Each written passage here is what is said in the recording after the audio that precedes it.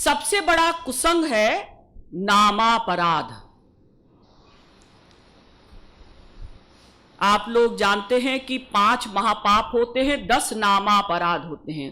उनमें प्रमुख नामापराध है भगवान, उनका नाम, उनका रूप, उनके गुण, उनकी लीला, उनके धाम और उनके जन, यानी महापुरुषों में किसी को छोटा बड़ा मानना या उनकी निंदा करना। तो नामापराध से हमको बचना है। नामापराध में भगवान के नाम से हमें लाभ नहीं मिल रहा है ना। क्यों? नामापराध के कारण। मैं कई बार आप लोगों को 2-3 दिन में बता चुकी हूं, 2-3 बार इन 15 दिनों में, कि नाम नामकारी बहुधा निज सर्वशक्ति तत्रार्पिता नियमितः स्मरणेन कालः एतादृशी तव कृपा भगवन् ममापि दुर्दैवमीदृशमिहा जनिनानुरागः। चैतन्य महाप्रभु कहते हैं कि महाराज आपकी कितनी कृपा है कि आपने अपने नाम में अपनी सारी शक्तियां रख दी हैं और आप साक्षात नाम में बैठे हैं, फिर भी हमारा नाम से अनुराग नहीं हो रहा है। ये हमारा दुर्दैव है। दुर्दैव माने नामापराध के कारण नाम से लाभ नहीं मिल रहा है। नाम में भगवान नामी बैठे हैं। संसार में ऐसा नहीं होता, चाहे वो चेतन हो या जड़ हो, कि नाम में वो चीज बैठी है। जैसे हमें बहुत प्यास लगी है, हमने कहा पानी, तो हमारी प्यास बुझ जाएगी, ऐसा नहीं। पानी में पानी बैठा नहीं है, प्यास बुझा नहीं सकता, वो केवल नाम है। हमने कहा दिनेश, तो दिनेश में दिनेश बैठे नहीं है, सूर्य देवता बैठे हो ना, वो तो नाम है केवल। संसार में ऐसा ही होता है। लेकिन ईश्वरीय एरिया में भगवान के नाम में भगवान बैठे हैं। नाम चिंतामणि कृष्ण चैतन्य रस विग्रह पूर्ण शुद्धो नित्य मुक्तो भिन्नत्वान् नाम नामिनो। पद्म पुराण। भगवान का नाम चैतन्य है, जड़ नहीं है। जैसे संसार के नाम तो जड़ हैं, भगवान का नाम चैतन्य है। नाम चिंतामणि कृष्ण चैतन्य रस विग्रह, रस स्वरूप है भगवान का नाम। और भिन्नत्वान् नाम नामिनो, और नाम और नामी में कोई भेद नहीं है, अभिन्नता है। और सबसे बड़ा नामापराध, नाम रूप लीला गुण धाम जन में सबसे बड़ा नामापराध है जन के प्रति, महापुरुष के प्रति किया हुआ कुसंग। यह सबसे बड़ा कुसंग है जो हम संतों की निंदा करते हैं, कभी कभी गुरु की भी निंदा करते हैं। इसीलिए हमारे शास्त्रों में लिखा कि विष्णु स्थाने कृतं पापम गुरु स्थाने प्रमुच्यते, गुरु स्थाने कृतं पापम वज्रलेपो भविष्यति। आपने किसी संत या गुरु के प्रति अपराध किया, क्षमा नहीं हो सकता। भगवान के प्रति यदि आपने अपराध किया है, संत क्षमा कर सकते हैं, लेकिन संत के प्रति किए हुए अपराध को भगवान भी क्षमा नहीं कर सकते। इसीलिए दुर्वासा जी ने अम्बरीश जी के प्रति अपराध किया, भगवान क्षमा नहीं कर सके। अम्बरीश जी ने ही जब क्षमा की तब क्षमा हुई। इसीलिए तुलसीदास जी भी लिखते हैं कि सुनु सुरेश रघुनाथ सुभाऊ, निज अपराध रिसाही न काऊ।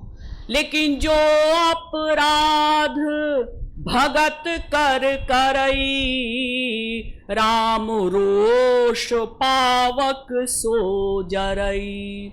भगवान अपने प्रति किए हुए अपराध को क्षमा कर देते हैं, लेकिन संतों के प्रति किए हुए अपराध को भगवान क्षमा नहीं कर सकते। क्रोध की अग्नि से फिर कोई बच नहीं सकता।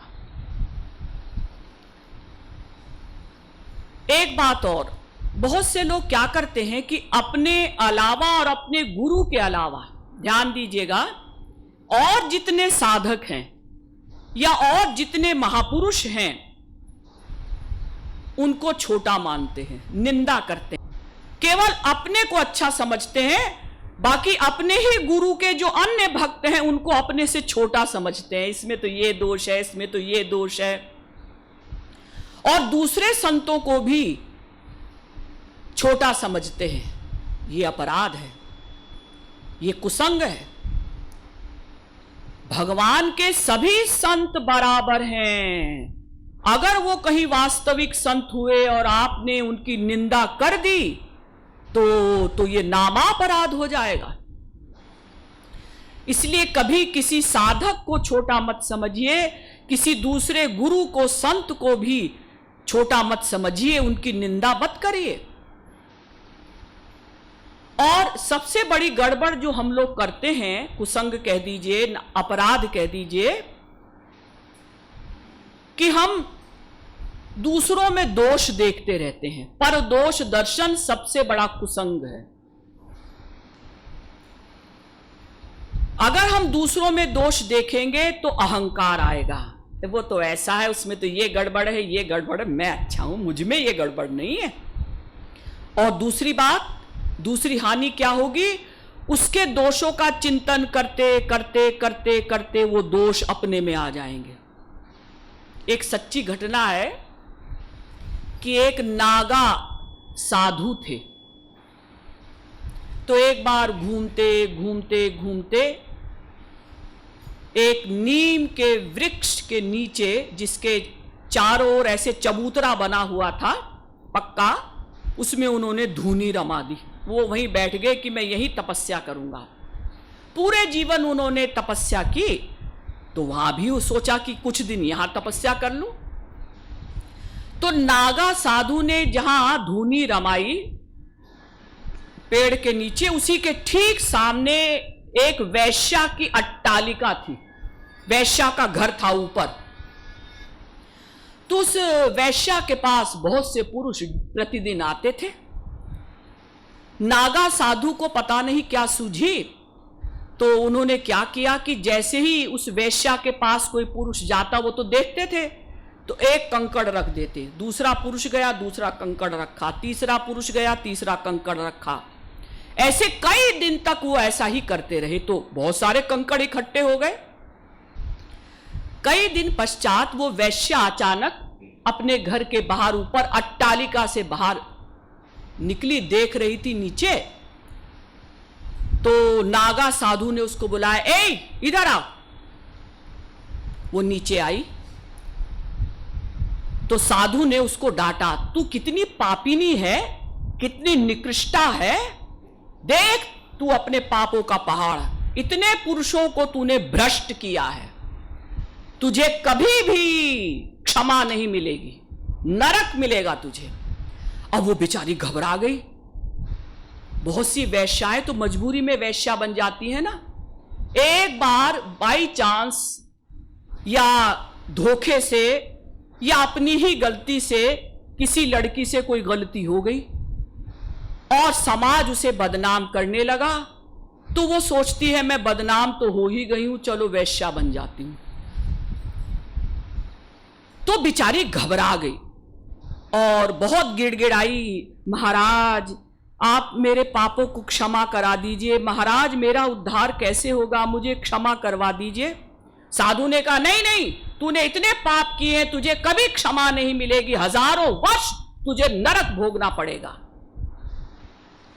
अब बिचारी चली गई ऊपर अपने कमरे में और जाकर बहुत रोई भगवान के सामने, ठाकुर जी के सामने, हे ठाकुर जी मैंने बहुत पाप किए हैं, मुझसे बहुत गलतियां हो गई हैं, अब आप मुझे कैसे क्षमा करेंगे? अगर आप क्षमा नहीं करेंगे तो मैं कहाँ जाऊंगी? मुझे क्षमा करिए। बहुत रोई, बहुत रोई, और उसी समय उसकी मृत्यु आ गई। तो उसके लिए विमान आया भगवान के लोक से, और ठाठ से वो विमान में बैठकर भगवान के लोक में चली गई।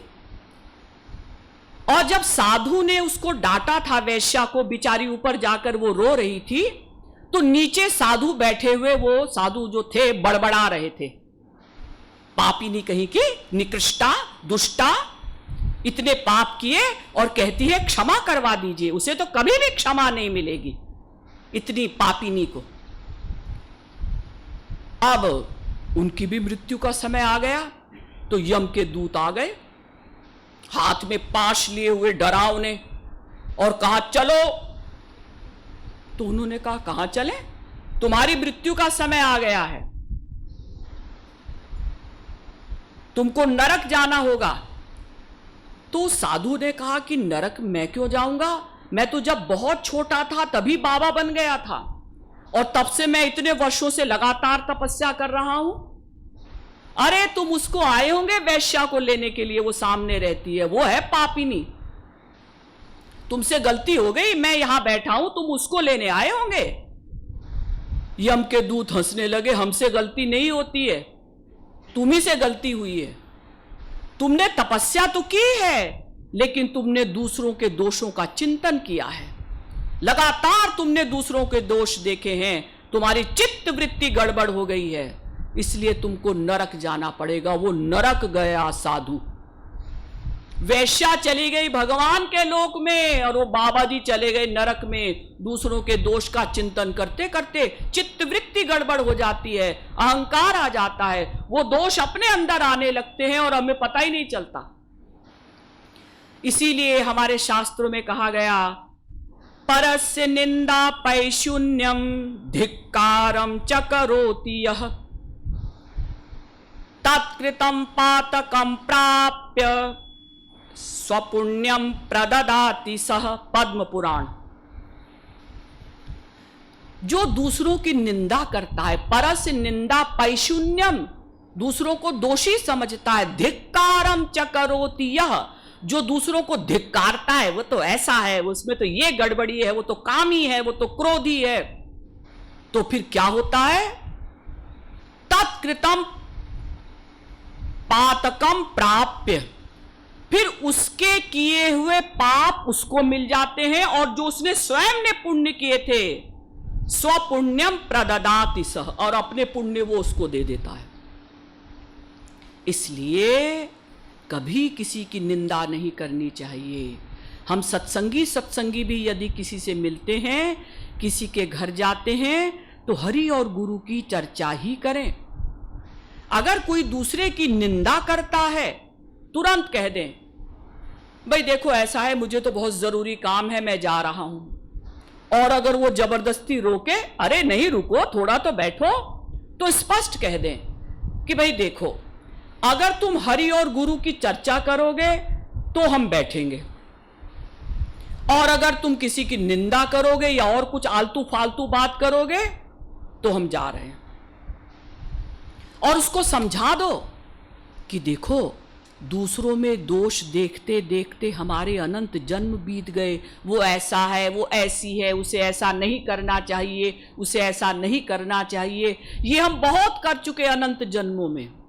अब हमें ऐसा गार्जियन मिला है, महाराज जी जैसे गुरु मिले हैं, मनुष्य शरीर मिला है, भारतवर्ष में मिला है, ऐसा गार्जियन पाकर भी और हम इन्हीं बातों में अपने समय को बर्बाद कर दें, ये ठीक नहीं। और एक बात और समझाइए कि देखो, हम अंतर्यामी नहीं हैं, हम नहीं जानते कि अंदर से कौन कैसा है, बाहर से वो कैसा दिखाई दे रहा है। तो जब हम अंतर्यामी नहीं हैं, हमको नहीं पता उसमें क्या गुण है, क्या दोष है, वो तो हरि और गुरु जानते हैं। और फिर जब हम स्वयं दोषी हैं, स्वयं हमारे अंदर सारे दोष हैं, तो हम दूसरों के दोष को देखें क्यों? अपने को अधम पतित गुनहगार महसूस